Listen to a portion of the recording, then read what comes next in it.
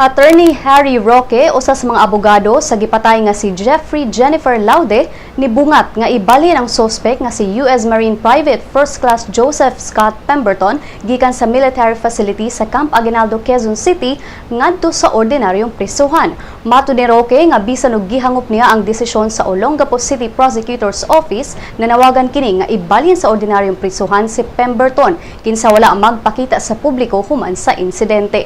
Si Pemberton gikasuhan og murder sa Olongapo City Prosecutor's Office kagahapon kalabot sa pagpatay kang Laude niadtong Oktubre 11 ning tuiga. Si Attorney Virgie Suarez, abogado sab sa pamilya ni Laude, nibutag nga kinahanglang magmaimaton sila sa kung unsay sulod nga mga lakang sa korte. Dugang niya nga kung ang mga senador gisikop tungod sa pork barrel scam ang ayang mauusab ang buhaton kang Pemberton. Kung makumbikto si Pemberton, ang suspetsyado posibleng mapriso sulod sa 40 ka tuig.